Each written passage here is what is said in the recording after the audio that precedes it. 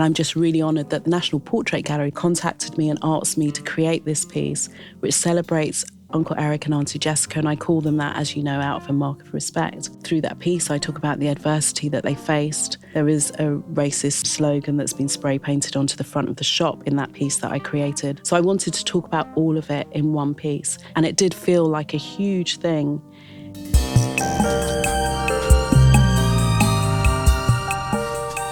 I'm Suzette Llewellyn. I'm Suzanne Packer. We're two actors and, more importantly, two friends who've been through life's ups and downs together over the last 30 years. In this series, we invite some incredible people to our imaginary veranda to tell the stories of their lives. This is Veranda Talk.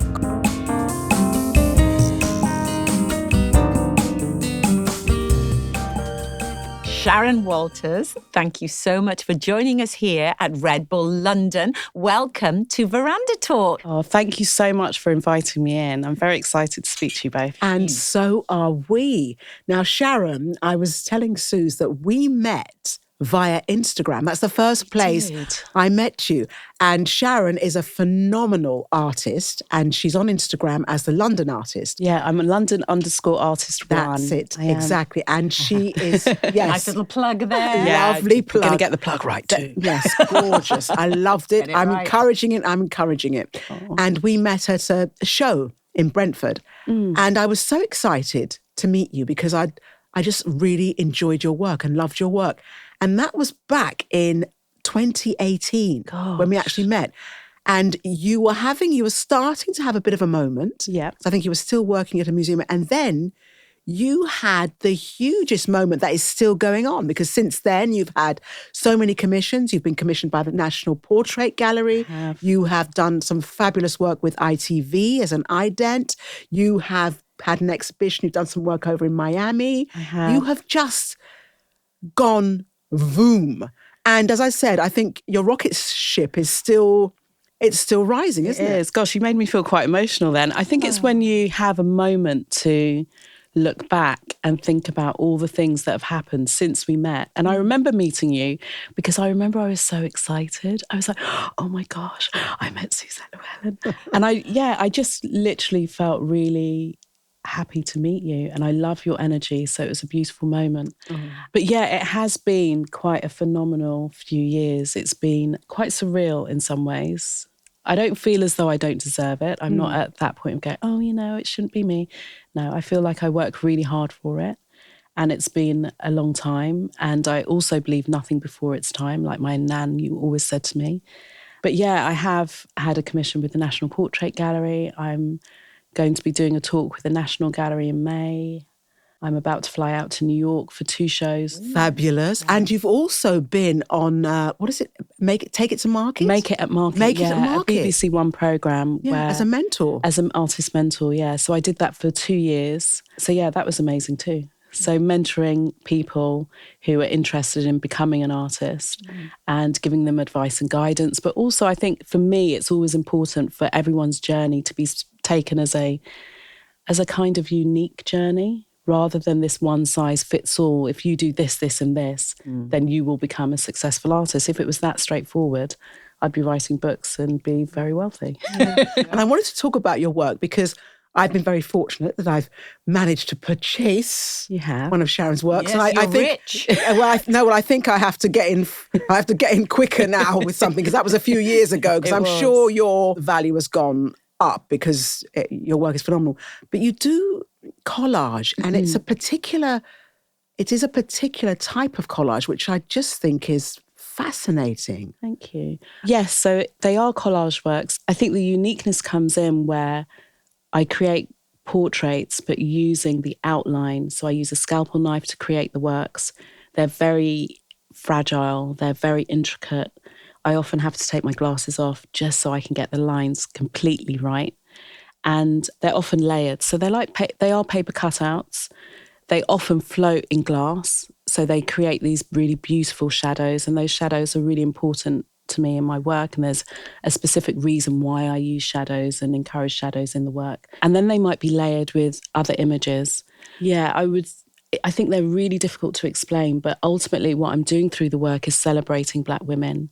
There have been times, for example, the National Portrait Gallery piece where I have celebrated both a man and a woman, Eric and Jessica Huntley. But predominantly throughout the whole project, that has been, I think it's probably 8 years now, it has always been about centering Blackness in my work. And that's really integral to my practice. And it's not just about the images, it's also about a podcast series I host called Seeing Ourselves. It's also about the talks that I do. Everything is about creating space and encouraging legacy in my work. And that's really important to me. Yes, because you had that first, Seeing Ourselves was that series of artwork that was, as you say, centering Black women. And that's been phenomenal. How many women did you have in that series? It's still ongoing. It's still ongoing. Yeah, it's still ongoing. So I just made a work that I finished just last week that is going out to New York next week. And it's a large scale piece. And now I'm expanding it. So yes, I've featured women that I know. Sometimes people have commissioned me to make works. But also what I'm really interested is alongside this is looking at archival material. So looking at images historically that have featured us and pulling them out from archives, pulling them out from institutional collections. So I've been working with the National Maritime Museum to do that, and they've just awarded me a research fellowship to continue my work, which is very exciting. So that will culminate in a solo show next year. But also I've been looking at private collections as well. So I've been given access to a phenomenal collection in the States, and I flew out last year to meet with someone who has 1,600 images of Black people in their private collection. And so that work that I've just finished that's going to New York, it's almost like a full circle moment, because that work will now go back to New York and go on display in a really big art fair. You talk about legacy, and obviously that's really important to you. So I'd like you to explain a little bit about the legacy of Jessica and Eric Huntley and how important they have been in your life. Could you tell us about that? Yeah, of course. So Eric and Jessica Huntley, for those people who don't know, are political and social activists. They set up one of the first Black publishing houses in the UK called Bogle Overture. They also set up supplementary schools, Saturday schools for young Black children. And I was fortunate enough to go to one of those supplementary schools as a child. Auntie Jessica is no longer with us, but Uncle Eric is now 95. He lives only a short walk away from where I live in Ealing. And I think the legacy to what they do is around allowing people to see, young Black children to see themselves, and older people as well, to be able to go to a shop and a bookshop and actually read books, read Black literature. Also in encouraging us to have confidence, encouraging us to be able to literally see ourselves in the teachers that we have as well at that Saturday school. Now, I'm not trying to kind of talk about this being this amazing experience as a child and I love going on a Saturday. No, of course not. I was a child. But now with hindsight, I can see the benefits of doing this and attending that school. And I asked my mum recently about why or how we got involved with going to that school on a Saturday. And she said it was really affordable. There were Black teachers and it was a really great opportunity. And they were really keen to offer us those additional opportunities, especially when they were affordable. I feel like I'm part of that legacy, and I know that I'm not alone. I know that there are many people who are part of that legacy. And I'm just really honoured that the National Portrait Gallery contacted me and asked me to create this piece, which celebrates Uncle Eric and Auntie Jessica, and I call them that, as you know, out of a mark of respect. Mm-hmm. As a mark of respect, through that piece, I talk about the adversity that they faced. So there is a racist slogan that's been spray painted onto the front of the shop in that piece that I created, but also the children are there, and Auntie Jessica and Uncle Eric are also in that piece. So I wanted to talk about all of it in one piece, and it did feel like a huge thing to do, but it also felt like I couldn't think of a better commission to be offered. I'm sure there might be, and I'm not saying the commissions aren't good, but what I am saying is it's such a privilege to get to do this. I just want to bring you in, Sue, because you are a person who really speaks highly about Saturday schools. I would just wonder, why is that so important to you too? Well, but I was just going to quickly say, I do remember the shop. Oh, do you? In Ealing. I remember I used to go there, and that shop was a haven in my late teens, 20s. It was a place where you could go and get books that were referring to yourself. Yeah. Because the library where we grew up wasn't bad. You could get some James Baldwin. And I even remember a kid's book by Pearl Bailey. Mm-hmm. And I looked for it years and years after. I thought, did I imagine it? And she did write a children's book, which I've hunted down and found. But those Saturday schools, for all those reasons that you see yourself reflected, particularly when I grew up in the 70s, and there was so much ignorance and cruelty and just very casual racism. I mean, my name is Llewellyn, and we had a teacher who'd say to my sister and me, "Oh, Llewellyn, the little Welsh girls who aren't Welsh." Oh, wow. So it was, and there was a serious lack of knowledge and an ignorance about their own history. Yeah. Because why do you think we have a Welsh name? Exactly. So those Saturday schools were very important then, as you say, for all those same reasons that your mother said. It was where they were affordable. You could see yourself reflected. It was important that these people, that as young children, you learn about the history of your people and that you don't just feel that you are somebody who is an alien in this land. You have a place. Yeah. And those schools are still important now. There's a lot of, there are lots of things you can do on a Saturday with kids, but those schools that give you a cultural context to your life and your being here and all of that, they are still very, very important. They are. I think they're really important. And for me, when I went to that school, we studied maths and English. Maths has never been my strong point. I don't think it ever will be, but that's okay. But English, I still love to this day. So some people have commented on my Instagram post that, gosh, they're really, they are almost like short essays sometimes. But I really love writing. I really love writing. And I think it stems from that time where everything was encouraged in terms of creativity, in terms of writing, expressing yourself. And it's interesting because there is this really strange juxtaposition between being encouraged to express yourself, but equally children being seen and not heard. And I think this is where seeing ourselves as a body of work comes into play, because no longer am I being seen and not heard, but I'm encouraging us to be seen and to be heard by ourselves and the work created by ourselves. Yeah, and creating that space, which I feel is so important and really empowering. But I do feel that this body of work is very closely linked to the Saturday schools. It's linked to that need to have a voice and to express myself and to be seen by others who look like me. Mm-hmm. Wonderful. So people can see the portrait now in the National Portrait Gallery, which is great. The work that you did for the ITV ident. Oh, yeah. How did that come about? Can you tell us a bit more about that? They just reached out to me. I just got I think it was an email I received one day, and I thought it was going to be a hoax. I found it really weird. I thought it was weird because they reached out and I think I had to sign an NDA immediately, which I know is quite normal. But for me, who hasn't worked in that field before, it just felt very strange. So yeah, they reached out and asked me if I'd be interested in creating an ident. And an ident is basically a logo. So I was asked if I would like to collaborate with someone. They were doing this new project where you could collaborate with someone else in a different field. Because my work at the time was predominantly it still features women, but it was using a lot of nature in the work. And so I thought it'd be great to work with a garden designer, basically. And so I did. I worked with an amazing, amazing garden designer artist called Mark Lane. And that's how that came about. But it was a really beautiful project. I really, really enjoyed creating that work. It was stunning and very exciting. I was very excited when I saw it. I was like, oh, look, I know her. Thank you.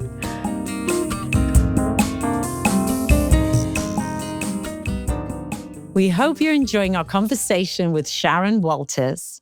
Sharon made a contribution to the book we wrote as a response to the murder of George Floyd, Still Breathing, 100 Black Voices on Racism.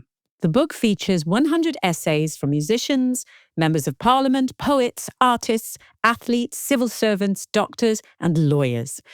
They seek to educate, to bear witness, and to offer hope for a better future. You can find Still Breathing 100 Black Voices at all good online retailers.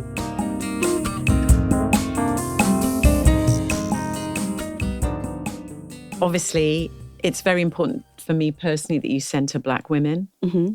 As we've said, representation is so encouraging and empowering. And you chose a specific photograph, a picture of your work for our book, 100 Voices. So could you just describe it a little? Yeah, so the piece that I chose, it's an interesting piece because as time moves on, so too do people's thoughts around particular works.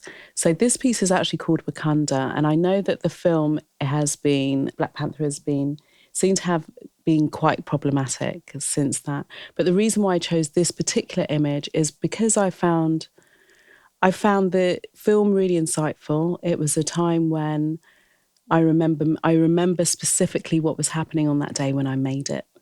And it was my son's 10th birthday, and I was taking his friends to the cinema to see that particular film as well. And I was in a rush to create the work before, how you have to fit 101 things into a day, to complete the work before taking them out.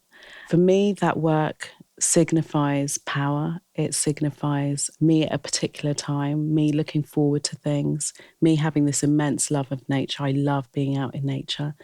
And it's become probably the most well-known image associated with my practice. At the time, I was selling prints of my work, and this was a print that was, and still remains actually, the most popular print of anything I've ever created. So yeah, that's why I chose that piece. And that's a piece that I haven't actually ever sold the original of. So I still have that original in my studio. And it's really funny if anyone comes for a studio visit, they're like, is that one for sale? I'm like, never. And just for our listeners, I want just to say that it's on page 47 of our book, Still Breathing, just in case you want to have a quick look. Yeah. It is worth having a look at it. Yes, beautiful. And I think that piece was made back in 2018, so quite a while ago. Obviously, you have such a love of language, which must have come in very useful when you were doing your own podcasting. Yeah. So you know that Susan and I, we're babies here now. We're just But you're very this. good. Oh, you're very good. We wanted to check in with that. Well, that's what we were going to ask. So what tips can you give us? What have you learned from podcasting that you could convey to us? I think it's about, like anything, it's about just being yourself. And it's lovely to be inspired by other people, but I think ultimately it's about ensuring that you're using your own voice and you're not trying to be like anyone else, and embracing your uniqueness. And yeah, so that's the only advice I notice you're doing something that I am always bad at. Instead of going, you both hold it in really well. I'm an absolute nightmare. When I listen back, I'm like, oh, why was I saying all the way through? We are working at it. I'm telling you, You're it's been doing very well. difficult. That was the note from our producer. Oh, really? Yesterday. He told us off. Yeah. So we are trying, and we've got a few have slipped through. A few And have it's slipped impossible to edit. If you have all of those in there, it just sounds, and I'm the worst for it. So yeah, that would be my main bit of advice. And also just building a rapport with each of your guests, which you two do so well, ensuring that it's a gorgeous space, and this is a gorgeous space. So I think you're doing well. Thank you, Red Bull. Thank you. Yes, thank you, Red Bull London. And that thing that you picked up on is, which goes through all your work. You're talking about in a podcast, your work, any good work is that authenticity. Because that's that thing, being yourself. That's what the strong thing is. So we agree with that. Yeah. Well, I took notes. That's it. Yeah. Right. Tick. Authentic. Stay authentic. Yeah. Do you want to do more residencies, and have you got more thoughts about where you want to take? Because obviously Seeing Ourselves, I'm taking, is like an ongoing. Yeah. It's going to be, that's always going to be moving on. And Potentially. with the women, potentially. Yeah. Are there any other thoughts you're thinking about? Or are you going to look and see what comes to you, like the commission, for instance? Yeah. Any ambitions that you have to sort of say, that is something I really want to go into? I think, but do you know what I'm doing at the moment? I'm just going with things because things keep being offered to me, which is fantastic. And I'm just seeing what aligns with my practice and where I want to be. And for the next 15 months, I have a research fellowship. So I'm working with the National Maritime Museum, and then I will have the solo show then. So I think that on top of additional residencies, on top of doing shows, is actually quite a lot already. So I don't want to think too far ahead. There are certain things that I want to do and few ideas that I have, but I think quite a few of them I'll be able to incorporate them into my research fellowship. Some of the ideas that I have. I was wondering, for those of us who can't get out to New York, can you access these projects online? Well, I share so much on Instagram. So I often, once I'm traveling or once I'm doing a show, wherever it is, I always share. So I will do like a video or ensure there are photos, stills, installation shots of the work. And with each of these shows, people are able to contact the gallery directly and get a list of the artworks. So we try and make it as accessible as we possibly can. But yeah, that's the best way, I think, to access the work when you can't get to the venue. But I am excited about going to New York. Of course. So that's brilliant, because that means, because your Instagram, I do recommend it. You can plug it again if you wish. It's London_artist1.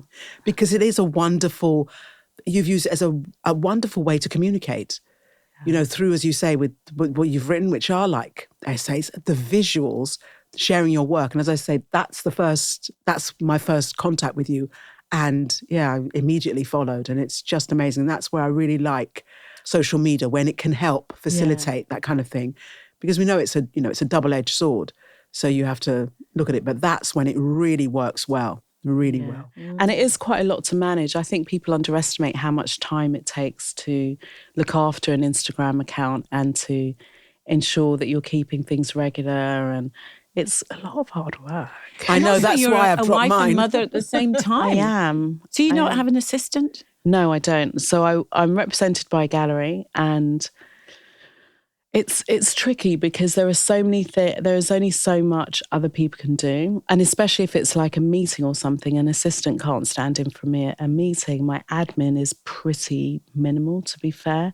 A lot of what I do is about having meetings and then presenting on something, so it's really, really tricky. My daughter does help me. She's 12. So, okay, like she's working on a newsletter at the moment. I'm not good at getting the newsletters out because I'm busy.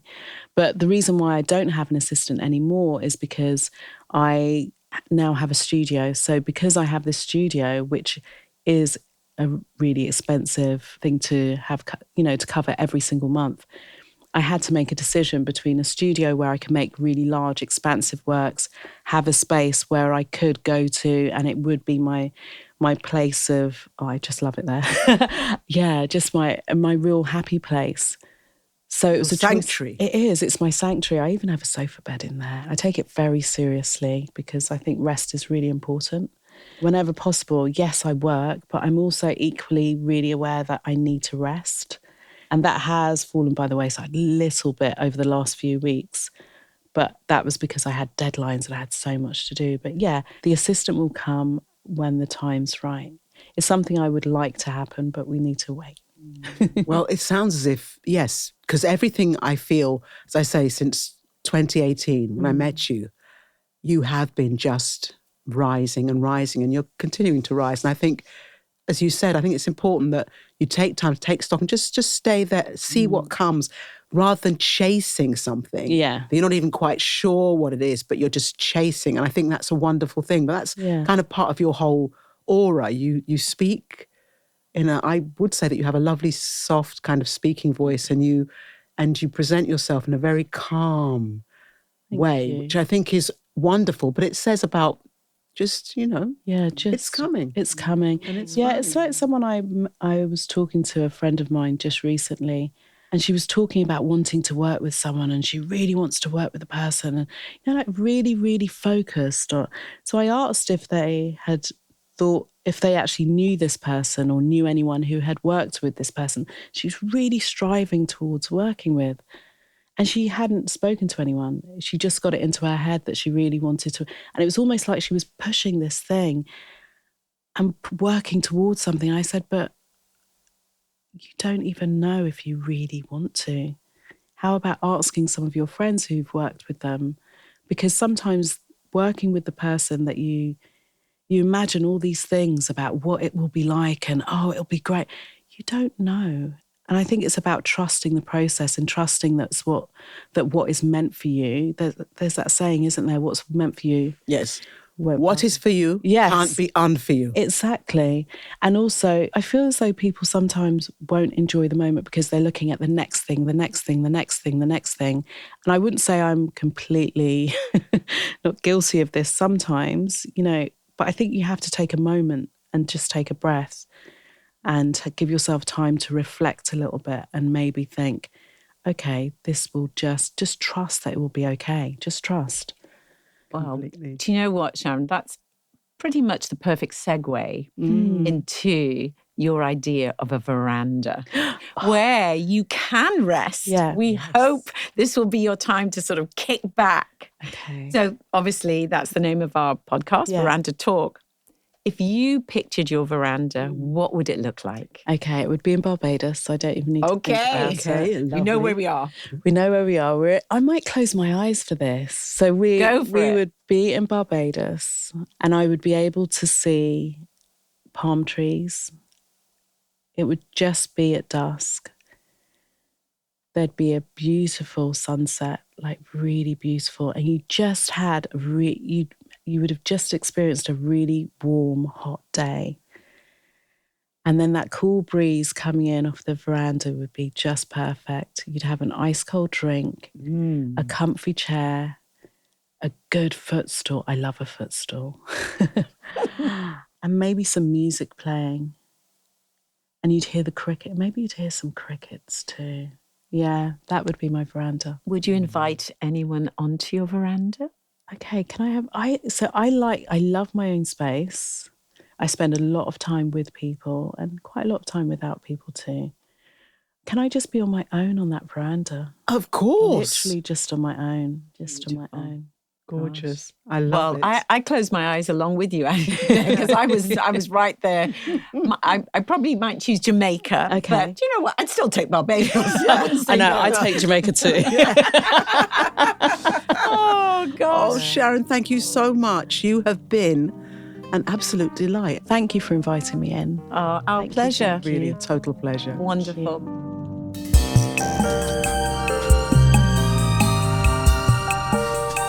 We hope you enjoyed our conversation with Sharon Walters. If you did, why not click, share, and send it to someone you think would enjoy it too?